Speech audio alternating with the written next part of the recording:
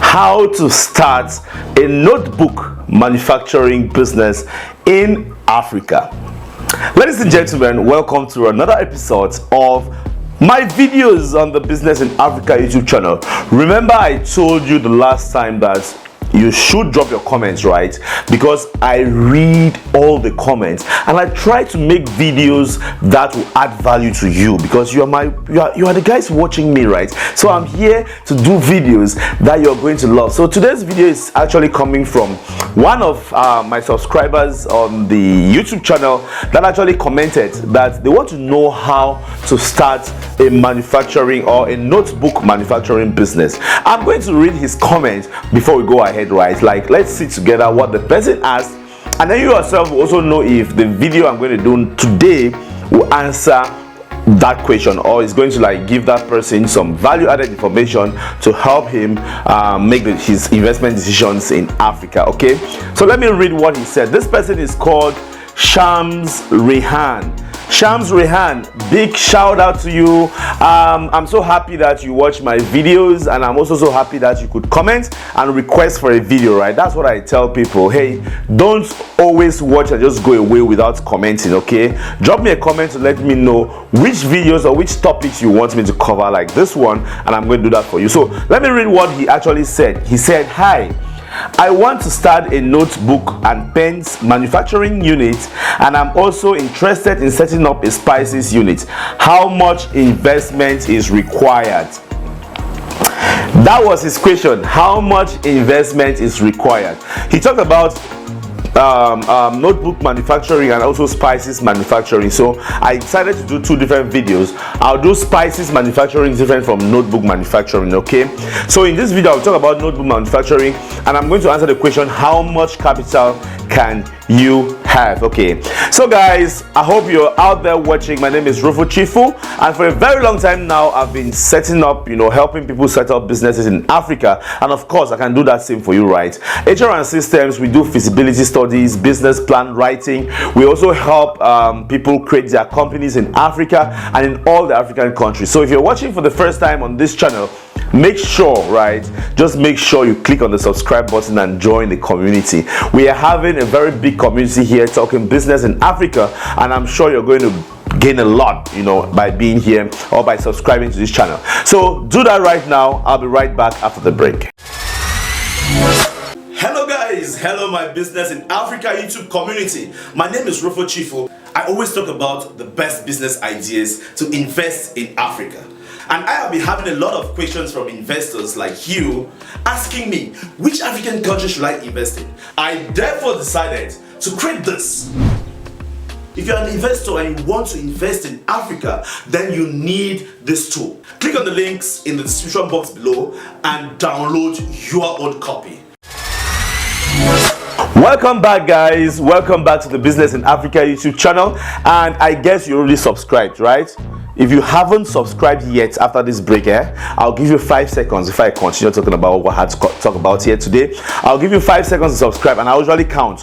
1, have you subscribed? 2, 3, 4, and 5. Thank you so much. I'm sure you already subscribed, right? So thank you so much. Now let's go into the topic of the day. The first question, which I'm sure before even like knowing what it takes or how to set up a notebook manufacturing business in Africa, I am quite certain that the first question you want to ask is this business profitable in Africa? And what I'm going to say is yes. This is a very profitable business. Notebooks are like used in every school, right? And Africa, has one of the youngest or the youngest population in the world, right? And everybody goes to school, so they will need to use notebooks every now and then to write things down, to jot down things, to take down their notes and all of that. So it's a very profitable business. And from a small research that I did, you can actually produce 5 to 7 notebooks from 1 kilogram of paper. So you can just see that's like transformation, right? We are talking about transformation here, and anything that you have to transform from one thing to the other, you gain value in that process, and that's how you make money. So starting this business, one of the assumptions that I'm talking right here after I did my research is that you you are going to buy like papers, okay? Because of course I don't think that he asked about manufacturing papers. So let's say you buy papers as raw material, and then what happens from then onward. I decided to watch this video online, which probably you're seeing on the screen right now, and this video actually has the process, which is like, you know, from the bending of the paper to the binding to the cutting and to the packaging. These are like the 4 major units that you're going to find in this kind of manufacturing units, and it really depends on how big or how small your business is going to be, okay? So for that reason, I'm going to now go into the 5 steps that you can use to set up this business. But let me tell you what I usually do. I have what we call step 0. Before going to step 1, I have what we call step 0. Step 0 is your feasibility studies and business plan. You don't just want to start this kind of business without actually knowing whether the country or the city that you're starting in has some kind of like market capacity, right? Everybody wants to start a business where when you start, people can start buying your products and goods almost immediately, right? So for that reason, the first step, not the first step, step 0, that's how I call it. Step 0 is you need to carry out a feasibility study and come up with a business plan. And from my research, this kind of business can do really well in like Ghana. You know, Ghana, they have a lot of schools, and you know, people live from other countries to come to Ghana to study. And it can also do very well in Nigeria, Cameroon, Rwanda, and Kenya, okay? So it doesn't mean that in any other part of Africa this business cannot do well, but these are the countries that I try to like did some kind of research, and I realized that this business is thriving there. And if you are having any issues with, you know, carrying out a feasibility study to determine if you should start this business in these countries or not, then you can contact us at HR and Systems Limited. That's what we do here, right? I'm the CEO and founder of HR and Systems Limited, and we have a team of partners and a team of consultants, and this is what we do. We offer feasibility studies services and also business plan writing services, as well as company formation services and negotiation services and advisory as well, okay? So if you want to do this kind of business in any of these countries, you can contact us and we'll come up with a business plan for you. We are going to go deeper into the studies and come up with what you need. So that's what I call the 0 step, or step 0. So you need to do this before you even start thinking of what to do, right? From here, you will know what it takes in terms of equipments. You'll know what it takes in terms of clearing your equipment. You'll know what it takes in terms of training, and your business plan is going to tell you all of this, your capex, your running costs, and all of that.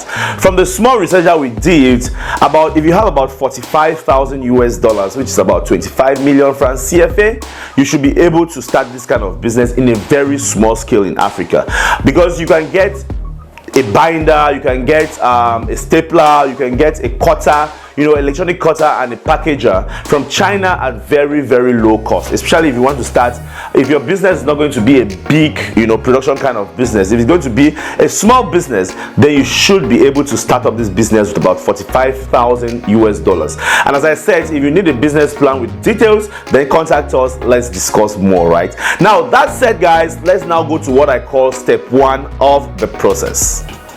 On my step 1, what I say is just get the location. You can't start a business without actually knowing where your business is going to be situated, right? So get a good location. First of all, what I want to say with this kind of business is that you must not be at the roadside. You know, in Africa, I mean, that should be everywhere in the world.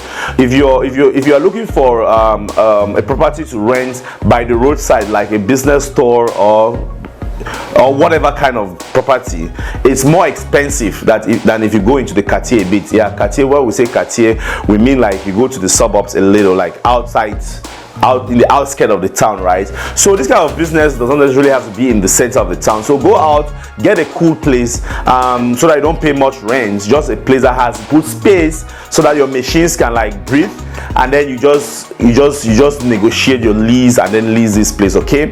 And then of course the next thing that you should do, or step 2, is register your business. You can start a business in Africa, in any country, without actually being legal, okay? So you can decide to register your business as a sole proprietorship, or you can register your business as a limited liability company or a public company, just depending on how you want to structure it. But if it's a small business, I should say go for sole proprietorship, because you'll probably be the only person that owns 100% shares in that business. Okay, so sole proprietorships, you have lesser procedures, you're going to have lesser headaches in keeping books and all of these things. Okay, so that would be my advice if you're starting small. And if you want to register your business in any African country, you can contact us at HR and Systems. Let's help you with that process. And for that reason also, I have released a book on Amazon Kindle, which is called The African Business Startup BRAINBOX. This is it right here, right? It's currently on Amazon Kindle, and you're going to find all the procedures needed to set up or to start up or to register your company in every African country. Guys, this book sells for just $9.9, so you're losing nothing by just clicking on the links in the description box below and then making your purchase. Okay, so just go there right now and buy this book, because you probably want to set up a company, right? So go to Amazon Kindle right now and buy this book. There is also another book that I released. It's called The Unique Business Idea for Every African Country. It's also right there. The book is here as well. So go out there and then purchase these two books. This will help you. These are not books, these are tools, and it's going to help you a lot in setting up your business. Okay, so now that was for registering your business. Let's go to step number 3.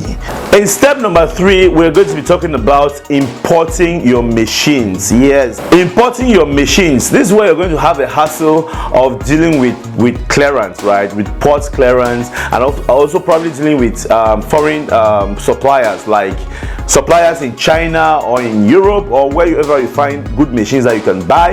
And you're going to find that. Now, if you want me to do a video on the kind of machines that you can buy for this kind of business, I can also do that, right? But all you need to do is drop me a comment in the comment section below, and I'll do a video for that. But in this on this stage, you'll get to know how to bring your machines into the country and then clear them and take them to your site that you rented. Okay, on step 4, we shall be talking about hiring and training of staff. You understand?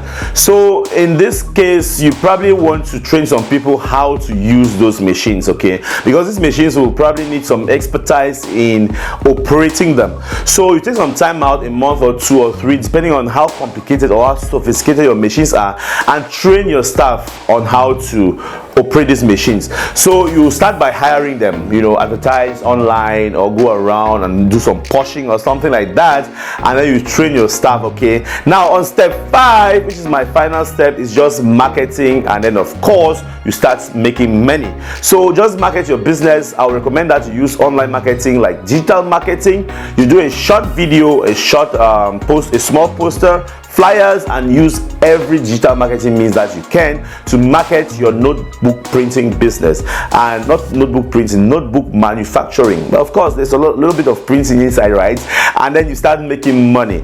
This is the stage where you just have to go out there, tell a lot of people about your business, and then you start taking contracts, go to schools, go to companies that meet this kind of items, and then of course you sell to them and start making some good money. So guys, those were the 5 steps in which you can start a notebook manufacturing company in Africa.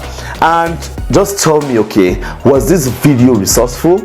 I don't know. So you tell me. Drop in the comment section below and let me know if you enjoy what I'm doing. And as I said, also tell me the topics that you want me to cover next, and I'll do as much as possible to cover those topics. Okay, don't go without subscribing, guys. Subscribe to this YouTube channel if you enjoy what I'm doing here, and give me thumbs up. I just want to see that like button. It costs nothing to do that, right? So guys, my name is Revo Chifu. You're watching the Business in Africa YouTube channel, and don't go anywhere. Keep watching. There are so many other videos on this channel that you can gain from, and just click out here. I mean, it's here but not right here. It's like on the other side, suggested videos, or you go down and then click on the suggested videos as well, and then you keep watching the other videos on the Business in Africa YouTube channel. I'll see you in my next video. Thank you for watching, and bye bye. I love Africa, and I hope you do too.